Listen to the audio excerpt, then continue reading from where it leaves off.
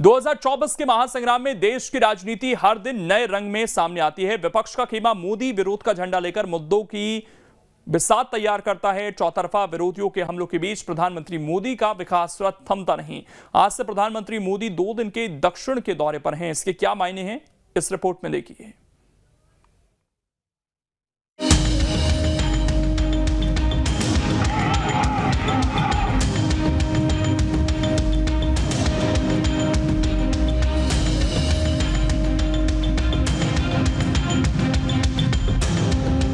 जिस प्रकल्प का शिलान्यास हम करते हैं, उसका उद्घाटन भी हम ही करते हैं। न्यू इंडिया का वर्ल्ड क्लास रेलवे स्टेशन, ये एयरपोर्ट भी पीछे छूट जाए।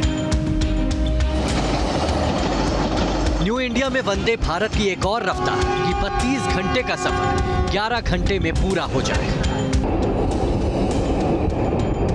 यह है प्रधानमंत्री मोदी का विकासवाद, जो रफ्तार के नए ट्रैक पर फर्राटा भर रहा है। 2 दिन 28,000 करोड़ के प्रोजेक्ट की सौगात। दक्षिण में 2 वंदे भारत एक्सप्रेस की नई रफ्तार। मैसेज लाउड एंड क्लियर है कि मोदी का विकास मॉडल बम बम बोल रहा है। पीएम मोदी हैदराबाद में विकासवाद का एक और अध्याय शुरू करने वाले हैं।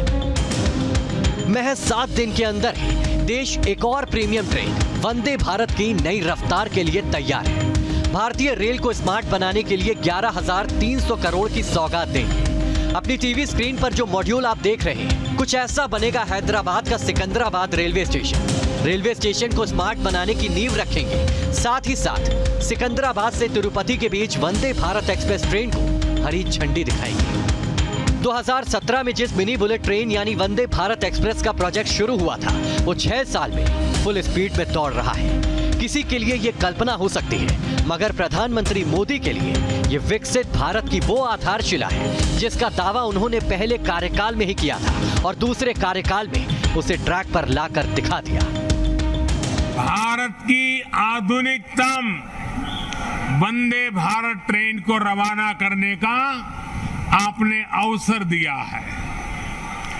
रेलवे के इतिहास में कभी बहुत कम ऐसा हुआ होगा कि एक ही स्टेशन पर इतने कम अंतराल में किसी प्रधानमंत्री का दोबारा आना हुआ हो।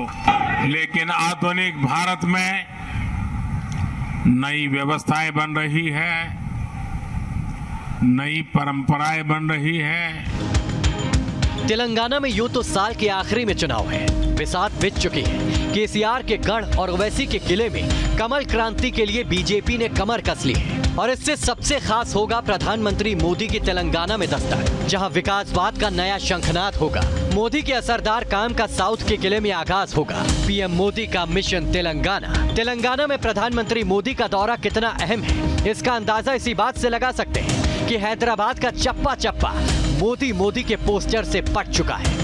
यह हुंकार उस धरा पर है जहां की सत्ता पर काबिज सीएम केसीआर की मोदी से अदावत के किस्से बहुत मशहूर हैं। पिछली बार जब पीएम मोदी हैदराबाद पहुंचे थे तो केसीआर प्रोटोकॉल के बावजूद एयरपोर्ट पर रिसीव करने भी नहीं आए थे। मगर तेलंगाना में कमल खिलाने के लिए बीजेपी मोदी के नाम और विकास पर कॉन्फिडेंट है कि मोदी आएंगे और बीजेपी का माहौल बनाएंगे। विकास की बात, मोदी का काम। प्रधानमंत्री मोदी अगर राजनीति के अजय योद्धा है तो इसके पीछे उनका विकास वाला विजन ही है। बिना रुके बिना डिगे वो विकासवाद से ही पब्लिक टू पब्लिक कनेक्ट करते हैं।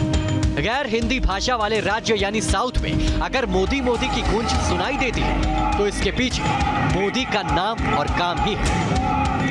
वो नामुमकिन सा लगने वाला टास्क हाथ में लेते हैं, तय वक्त पर उसे पूरा करके दिखाते हैं। वरना कर्नाटक के तुमकुर जैसे इलाके में देश ही नहीं बल्कि एशिया की सबसे बड़ी हेलीकॉप्टर फैक्ट्री बनेगी, ये पहले कौन अंदाजा लगा सकता था। विकास वाला विजन ही प्रधानमंत्री की पॉपुलैरिटी का सबसे बड़ा आधार है, जिसकी गूंज देश के हर सियासी अखाड़े में कुछ यूं सुनाई देती है। 22 का चुनाव आया, योगी जी को फिर से आपने मुख्यमंत्री बनाया। अब यूपी वालों में पूछने आया हूं, अब 24 का चुनाव है, मुझे बताओ 24 में यूपी क्या करेगा? जरा जोर से बोलिए, क्या करेगा भाई?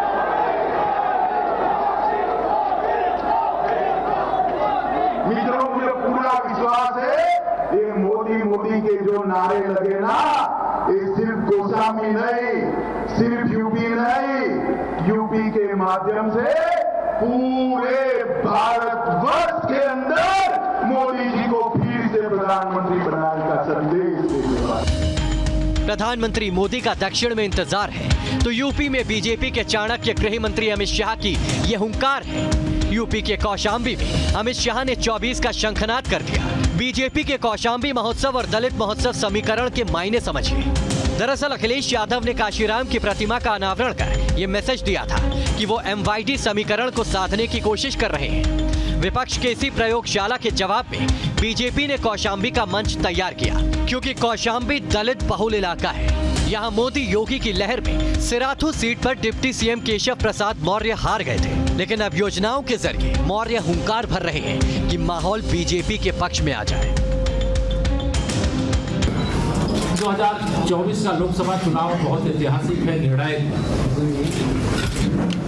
हम यह विश्वास के साथ कह सकते हैं कि हम उत्तर प्रदेश में इस बार 80 की 80 लोकसभा सीटें जीतने की स्थिति में हैं और देश में 400 बार फिर से एक बार सबसे मजबूत माननीय नरेंद्र मोदी जी के नेतृत्व में केंद्र में सरकार बनाने के लक्ष्य के साथ काम करेंगे।